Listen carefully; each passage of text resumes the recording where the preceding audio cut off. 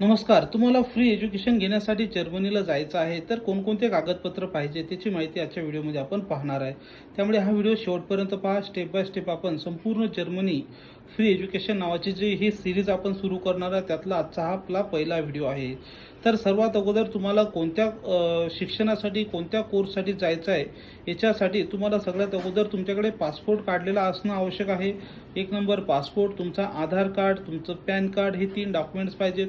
त्याच्यानंतर पाहिजे तुमचे एज्युकेशनल डॉक्युमेंट. एज्युकेशनल डॉक्युमेंटमध्ये जर्मन भाषेचा तुमचा जो कोर्स आहे A1, A2, B1, B2 level तुमची त्या ठिकाणी पूर्ण झालेली पाहिजे. त्याच्यानंतर तुम्हाला ॲप्लिकेशन करण्यासाठी तुमच्या कॉलेजकडून LOR लेटर ऑफ रिकमेंडेशन त्या ठिकाणी पाहिजे. ते सुद्धा 2, एक तर प्रिन्सिपलचं आणि एक तर तुमच्या टीचरचं त्या ठिकाणी आवश्यक आहे.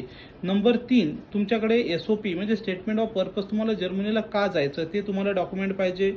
नंबर 4, तुमच्याकडे हे सर्व डॉक्युमेंट असल्यानंतर तुम्हाला आता एज्युकेशन कुठलं घ्यायचं, 12वी म्हणजे पदवीला जायचं आहे का PGला जायचं आहे की PhDला जायचं. जर तुम्हाला असं समजू की मास्टरला जायचं आहे, तर मास्टरला जाण्यासाठी तुमची 10वीची मार्कलिस्ट, 10वीचं बोर्ड सर्टिफिकेट, 12वीची मार्कलिस्ट, 12वीचं बोर्ड सर्टिफिकेट, तुमचं डिग्रीच्या सर्व सेमिस्टरच्या मार्कलिस्ट आणि डिग्री सर्टिफिकेट हे तुमच्याकडे असणं आवश्यक आहे.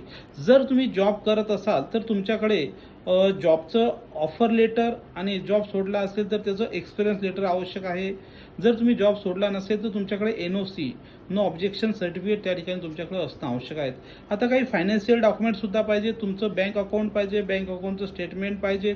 नंबर 2, तुम्हाला स्पॉन्सर कोण करणार आहे शिक्षणासाठी. तुमचं आई करणार आहे, वडील करणार आहे, भाऊ करणार आहे, तर त्यांचेसुद्धा आधार कार्ड, राशन कार्ड हे डॉक्युमेंट्स त्या ठिकाणी आवश्यक आहेत आणि त्यांचेसुद्धा फायनान्शियल स्टेटमेंट्स त्या ठिकाणी आवश्यक आहे. तसंच APS सर्टिफिकेटसुद्धा पाहिजे. APS सर्टिफिकेट म्हणजे तुमचे जे डॉक्युमेंट्स आहेत ते ओरिजिनल आहेत, हे त्या ठिकाणी त्याचा अर्थ होत असतो. APS सर्टिफिकेट कसं मिळवावं, कशासाठी असते, त्याचा मी वेगळा व्हिडिओ बनवलेला, तो तुम्ही पाहायचा आहे. तर हे सर्व डॉक्युमेंट जर असेल तर तुम्ही जर्मनीसाठी अप्लाय करू शकता.